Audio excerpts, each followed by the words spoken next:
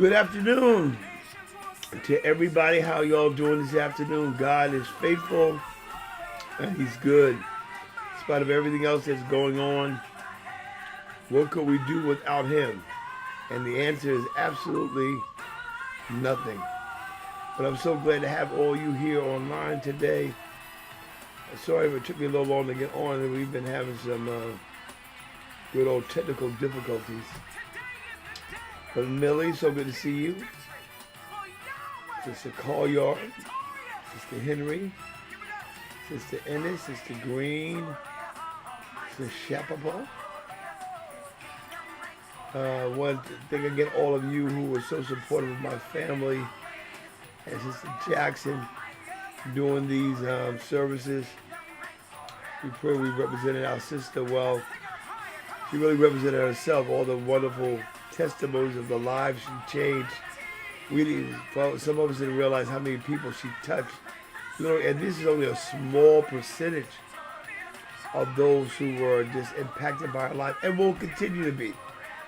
When you sow good seeds, they come up over and over again. And Josh said they take root and they continue to bless lives. And so we want to, as the Senator said, we want to pay it forward. We want to continue this work. This Sunday, we want everyone to join it and pass the word because we're going to continue her celebration. Her birthday's on the 29th. So we figured, well, why not on Sunday? Well, we could really, which is her birthday. So Sunday, we're going to continue to dedicate I Did Not Preach It, the message I had for her. So I'm going to do it on Sunday. We got some people who are coming back and we're going to share some other testimonies about how she affected their lives. She was a lion, and Dr. Johnson roared. She roared with love, compassion, peace, joy. I mean, she roared. If I play that. She was a radical, anointed person. Scream. Yes, Doctor was all of that and more. And so we are grateful for her life. And she was, again, that lion. How many of y'all know Dr. Johnson was a lion? A lion that was effective. Yes, her legacy, Yvonne, lives on, and we're going to make sure it continues. So we brought a lot of the decoration into the chapel. We'll be back in the chapel on Sunday. We invite you all to come out and join in with us. And we thank, hi Tangi, how you doing? That wonderful smile. And to continue, we thank you, all of you who sowed into our legacy. And we're still trying to continue. We're trying to get some things that she left open with the school. We're trying to take care of those things because they continue. And then we want to set up a scholarship fund for her as well. And again, we're trying to reset the school as well. So we're trying to really we want to get about 1,000 people that will sow like a $40 seed. I'm not talking about you guys here, I'm talking about outside. I know a lot of you have already given. But we want to get partners. We want to get partners that will stand with the legacy of Dr. Gail Johnson and do something on a monthly basis. We're working on a newsletter.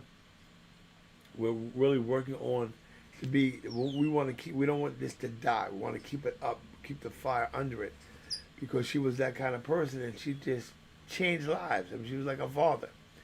She changed lives, and it was what was in her heart. That's one thing about my sister Gail. She had a tremendously big heart, and she was an advocate, right, for everybody. You know, no matter, even when we had our differences, she had the ability always to see the other side.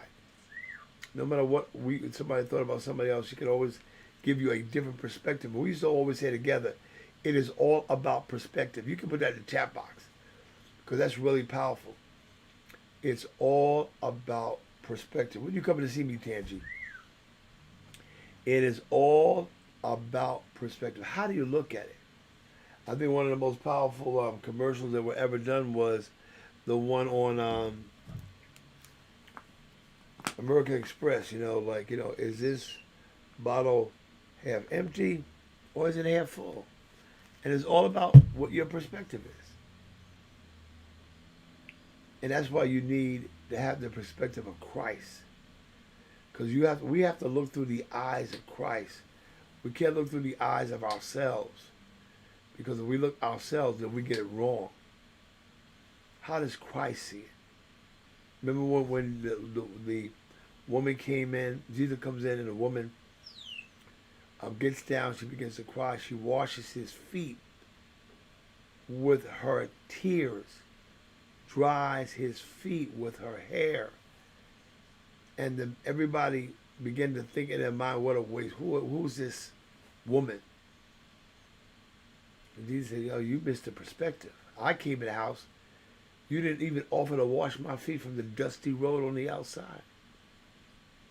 You showed me no love, but here's this woman kneeling down, humbling herself, because she recognizes my value, and you did not. You that should recognize it, didn't recognize it." So it is, all right, Dandy, I'm holding you to that. It is perspective. It is perspective, and we have to have the right perspective. And the number one perspective that I says Ramelia, that speaks to Dr. Johnson was the perspective of a servant. That is what she was. My sister was a servant. That's what Jesus was, a servant. Hi, Helena, and that's what I know many of you are. You are servants of the kingdom. And we must keep that. It's not, some people say, well, how do you keep going, Pastor? Because when my father passed, and my father was like my best friend, and I can't tell you it did not hurt, and still at times hurt. When he was in the last month, I took him everywhere. I took him to all his appointments, to all the doctors, and I would drive him literally, and I would sit in the car and I would just rub his cheek. Because I say, one day that cheek is not going to be there for me to touch or to feel. And he let me just rub his cheek and say, "Hey, Pop." And he talked to me about ministry. And so when he passed, and I walked into his office to take that seat, I had Tanya, and there was his picture on his desk. I was sitting behind his desk, and he was sitting back in the chair like that, and I could hear him saying, "You ain't got no time to cry. You ain't got no time we got work to be done." And I say that to all of you. We miss Doctor. We miss Pastor. We miss Mother. But we have to hold their legacy up. We've got work to be done. We've got to build Bethel. We got to build. And I'm not talking about build Bethel with other church. I'm talking about build Bethel with people who need Jesus. What made Doctor effective, and her effectiveness with the school wound up blessing the church. She saw her father's vision for soul back in 1972. That's why she came, brought her classmates, brought her church members, and did the praise and worship, supported the tent. And then he saw her vision for education, which was also his vision. So their visions joined together and built this incredible school that thousands of students went through. Thousands. Thousands of families were touched. And it lives on today. Today, those same people that came back and stood and testified, who are teachers, educators, judges, lawyers, because of what was imparted into their lives. And so now, it's on us. We're still here. What are we going to do with it? What are you going to do with it? We can't just sit around and cry. You got to get up. Jesus said, remember when those angels, when they had put Jesus in the tomb? And when they got there, they're weeping. Where's Jesus? Where is it? Why do you seek the living among the dead? He's not here. He has risen. And I want to say, Doctor is not dead. She's just asleep. Along with Pastor Boyd and Mother Boyd. And hi, Blossom. So glad to see you too this weekend. Hope you told Courtney I sent my love. So we now, Helene, 1,000 or more, We need to motivate people. Well, I'm going to get this newsletter. We're going to put up so you can download the newsletter. But we all must be committed to something. Pastor, I commit myself to $10 a month, $20, $30, $40 a month to keep the legacy going. I want what I heard in that room, when I heard all those people, and even when the senator got up and said, well, the energy that's in this room, or when they said stand, and it looked like half the church were students, BCLCs. Then the other half were Bible students that affected her life. I mean, she affected people from a secular perspective, from a spiritual perspective. Her life was full of impact. She impacted people in the smallest ways. And even though some people didn't know her in totality, yet what she was and what she did affected people, as my father did. 40 years of putting up tents, 40 years of leaving the four walls of New Greater Bethel and going literally into the highways and hedges and compelling men and women to come to know Jesus. And Jesus said, well, how are you going to compel them, Pastor? He said, with love and kindness. And that's what we've got to be about. Paul's writing in Corinth said, if we don't do it with love and kindness, then we're just a bunch of noise. And I refuse to be a bunch of noise. So I want all of you to join Pastor Sunday morning in the 9 and the 12 as we continue this great celebration. It's her birthday. So we're going to sing happy birthday. Because we thank God that she was birthed into our lives, birthed into this ministry, birthed into this world. And now, through her birth, she has given birth to countless of hundreds and thousands. And I'm just honored to be a part. Honored to be a part with my sisters, Dr. Jerry Morgan, Evangelist Rabina Jones, my brother Warren, who I realize I'm looking more and more like Warren every day of my life, who looks a lot like my dad. So you realize it's no time to lay down. It's time to get up. Tell everybody, say, get up. Get up and let's get the work done. I don't care what state you're in. I don't care what city you're in. I don't care what town you're in. I need you to connect. Say, Pastor, I'm here. I'm going to help you promote this vision. And it is the vision of my father. So all you say, I love pastor, or I love apostle. Well, now's the time to say, okay. And the journey continues. Lois Hardy, how you doing, Sister Lois? We all got to get up, rise up, and get the job done. Yes, Elena, I'll make sure you get that information. I'm going to make sure in the newsletter we post all the information for continual giving. So watch this. Right now, I think there was up to 25 people that were online. So if 25 of you, all 25, motivated 4, right? So 25 times 4, that'd be 100. So, it's like passing the gauntlet, passing the baton, motivating people. You got to tell Doctor's story. Can y'all put that in the chat box? Say, everybody, now you got to tell Doctor's story. Tell Apostle's story. And then your story must be told with so much fervor and fire. The Bible says the effectual, fervent prayer. So we must set this with fire. We must tell people, when you sow here, you're sowing into destiny, legacy, life. We are going to continue this work. How many of you commit to Pastor? Say, Pastor, I'm committed to tell Doctor's story.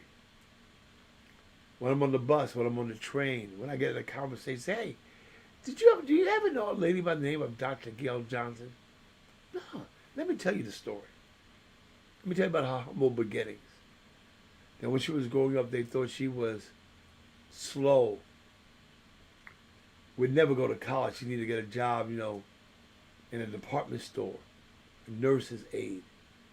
But she proved the odds wrong. That's why you can never let how people perceive you to be your testimony. You got to look in the mirror and see you for you.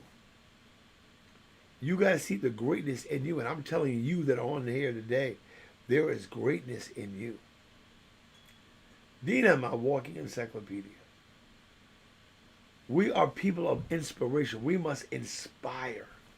That's what Jesus said. That's why what do we do every day? We tell his story. That's why people get saved, because we know when people say, "Oh, Pastor, you could always do a great altar call." Well, what am I doing when I do an altar call?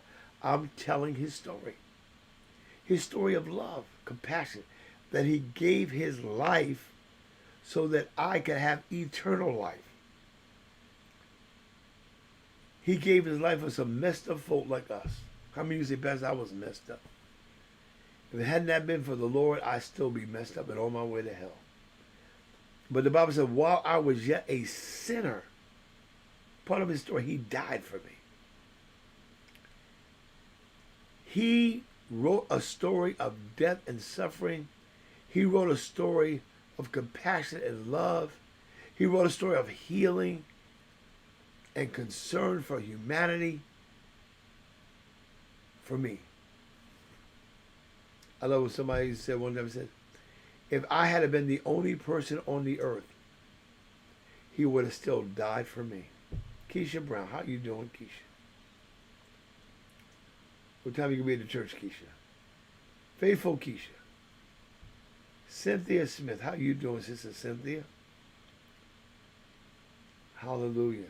And so we are joining together. We're banding the family together. And that's what I felt like. That's why we're going to have this great reunion. I'm working on the date now for the Bethel reunion. And I was talking about doing like next year. And it must have made a powerful point. He said, Dad and my daughter were riding in the car. They said, when somebody dies, we drop everything we do to run to where it is to celebrate them in death. I said, Dad, we need to get a date. And that time I dropped what you do. We need to come and celebrate each other in life. Come on, put this in the chat. I said, we will celebrate each other in life. We're not going to wait till folks die. Put it in the chat box. We are going to learn to celebrate each other in life. We're going to reunion New Greater Bethel. We're going to reunion BCLC. And not when somebody else dies. We're going to say, listen, I'm going to get off this crazy train called life. And I'm going to go back and re-embrace people and say, I'm here to celebrate you in life, not in death. We do a great job of celebrating people. Even my aunt, she passed. She's in Virginia. And I kept saying to him, I said, I'm going to get down. I got to go down and see Aunt Ann. And everything was going on at the church. Now I got to go down there this weekend to celebrate her in death. But I needed to celebrate her like Coswella. You better be in church tonight, Coswella. Bring your friend too. No excuses. We must celebrate each other in life. Put that in the chat box. Everybody put it there. I want you to be committed. I'm going to be committed to celebrate each other. Katie, I want to celebrate you in life. Sharon, in life. Keisha, I'm going to celebrate you in life. With hugs and smiles. And glad to see you. And let's testify to each other of how good God is. And then let's sit down and break bread together. It's a new day. Coswalla, I celebrate you in life.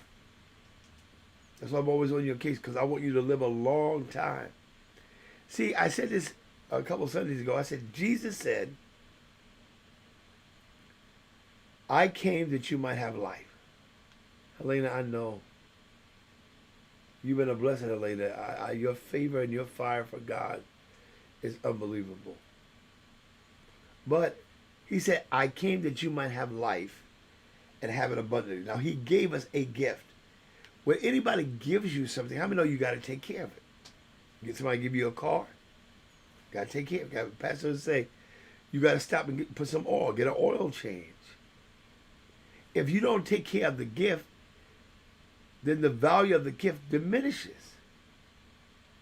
We must take care of our lives. Shalimar. And we do this by giving life. God gave us life. Now we must give others life. We must give life to each other. We must be life givers. How do you give life? Watch this. Proverbs says the power of death and life is in our tongue. So the words we speak over each other speaks life. And so I must be very cognizant of my words. What do I speak to each other? Am I speaking death to Yvonne? Am I speaking death to Sophia? Am I speaking death to Elena? Or am I speaking life? And then God is not more. As I speak life, we have to, that's why Paul said, edify each other. Today, we're here to edify. Sunday, we're going to edify each other through the life of Dr. Johnson. But again, she's asleep. I don't want to wait until someone else goes to sleep to edify them, to love on them, to embrace them. It was this wonderful sitting there with Sister Cherise, who her wonderful testimony that started off about the school. So she's supposed to be there Sunday. Cherise, if you hear me, if you're online, Sister Selena, Sister Stacy, people that were there in the, in the driving points. I mean, Stacy was the first student graduate. Wow. She played Mary in the cantata. So did Cherise. And so, you see all the hours and hours we spent to bring alive the message, the story. I'm back at the story of Jesus Christ. And so going forward, we are going to be intentional. We are going to be intentional, Helena, in sowing seeds of life. We're going to be intentional in loving each other. I'm going to decree words of life. Yes, because I decree and declare over your life long life, health, wealth, and prosperity. But no matter what I decree, no matter what we believe, because, one of the greatest testimonies of my sister is this. And for some of you, it might be a little hard, but I want you to understand something. We all heard how powerful Dr. Johnson was. We all saw with our own eyes the demonstration of her love, her compassion for God and for people. And you cannot have compassion and love for God and not have it for people. Jesus said to himself, how can you say you love me and you hate or dislike your brother or sister? Jesus said, you're a liar and there's no truth in you, and all lies shall have their part in the lake. So don't tell me about ministry. Don't tell me about you loving Jesus and you don't love people. Don't work. So in loving people, that means you got to serve. But when all you do, you still have to take care of the life God gave you. I believe my sister did not have to die. I'm sorry. I know we have a timetable. And I know God knew because of her decisions. And that's why my father said, to every decision, Kaswala, there is a consequence. Pastor, but my father preached some truth, man. He was a man of wisdom. To every decision, there is a consequence. And then he said, procrastination is the building blocks of failure. Failure in your health. Failure in your finances. Failure in your relationships. Failure in your walk with God. You cannot procrastinate. We must be people of now. Now faith means that I need to work now. Faith without works is dead. If I don't operate in the now, then I miss God. I got to get up. I got to be a doer of the word. He said, don't be just a hearer. He said, be a doer. How many of you declare, I shall be a doer of the word? Come on, all you doers. We need to get t-shirts. I am a doer. Now we're gonna try to get some special things. We're trying to get some more buttons that people can give a donation for. Get a button of Dr. Johnson. We're trying to get some t-shirts of Dr. Johnson. All those donations are going to go help to keep the legacy going. But I need everybody to help me. Help me sell our buttons. Help me sell our T-shirts. We want. You know what? I really I want to raise. I want to really raise. You know, Mr. Carter is my best friend. He's my best friend because he's committed. Mr. Hank Carter raised $90 million for people in wheelchairs. People who would have been in a room and never been able to see the sunshine for the rest of their lives. But he was a doer. He went out. We started, I think the first time he raised maybe $400 or $500. Then $1,500. Then a couple of $1,000s. Then it was millions of dollars. You know why? Because he kept telling the story. He kept showing the results of what he did. He became a doer of the word. Yeah, I see it. I'm a doer of the word. We need doers. He said the harvest is what? Plenteous. The harvest is big. What did Jesus say? There's no workers. There are no doers. We've got to be doers. So I'm inviting again all of you. Sunday is Dr. Johnson's birthday. Sunday, we're going to be doers. We're going to keep the vision of Apostle Boyd alive, the vision of Dr. Johnson alive. Because we are all going to, and we're going to do this first by loving on each other. We're going to celebrate each other. We're not going to wait till somebody else dies to come together. I'm setting the date for the reunion. And when I said, I don't care what y'all got on the calendar, get it out, throw it off the calendar. I'm going to be up there at Bethel for these 2 days, 3 days. If I'm a BCLC student, if I'm a prior member of Greater Bethel.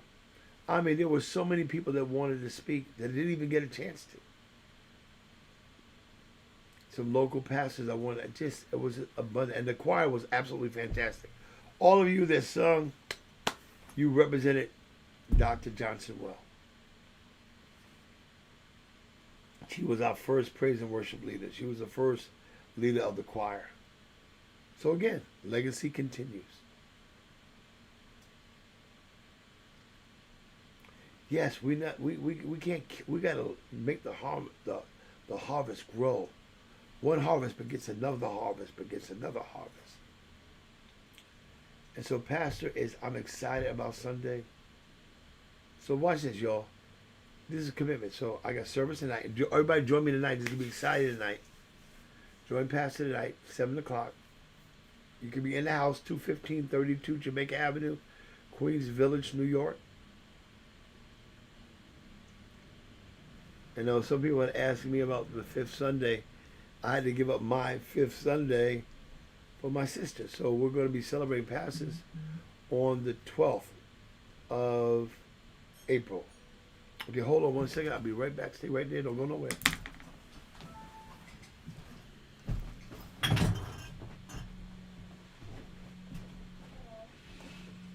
Oh, good. I'm working here.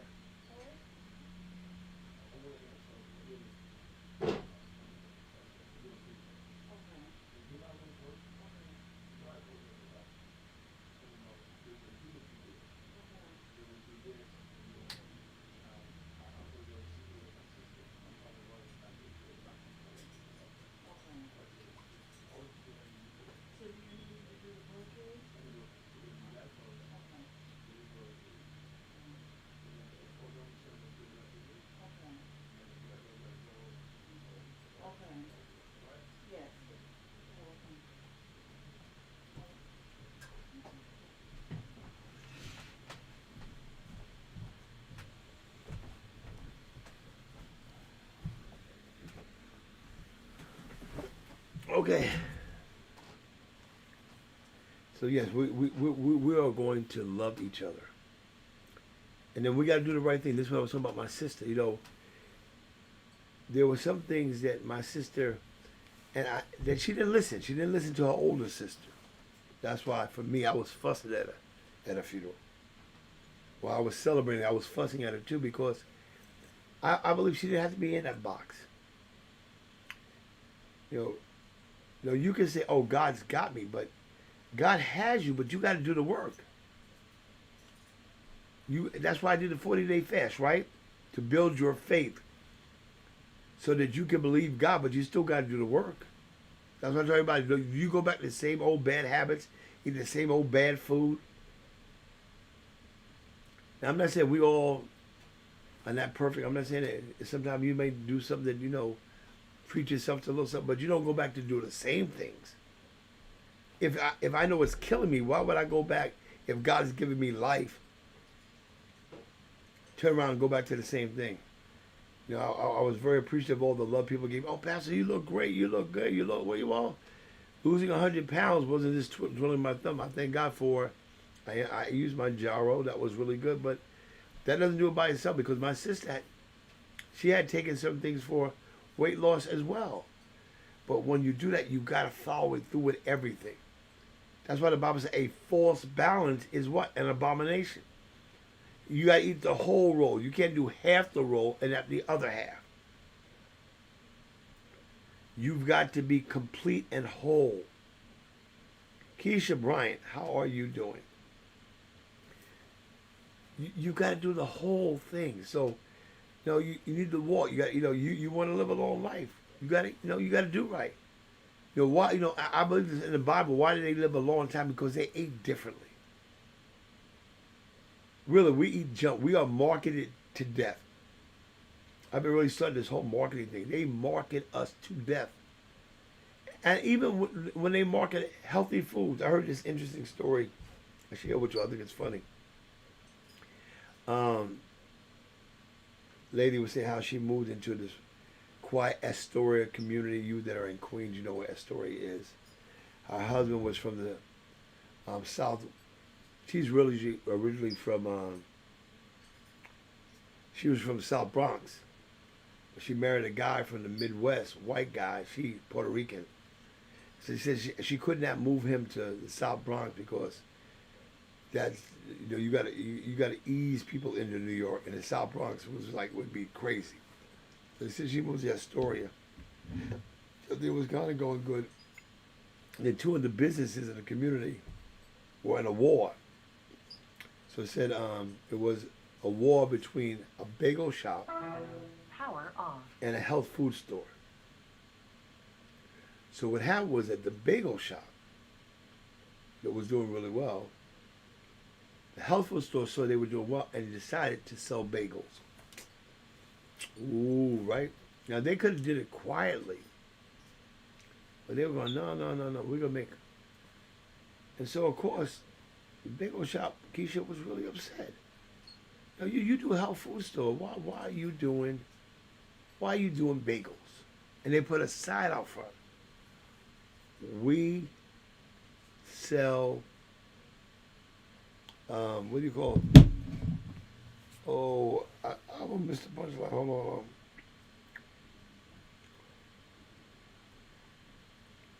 What do you call it? I'm missing the punchline. Y'all should shoot myself.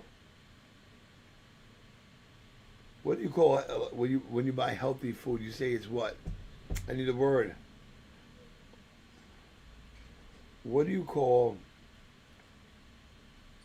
healthy food? What do you call healthy food? You say, oh. Well, Lady Boy was talking about the group. Oh, I can't believe I'm doing this to myself. No, not vegan. Sister Johnson, no. What was it? Organic. That's it. Thank you, Tandy. My fault. So they put a sign outside. We sell organic bagels.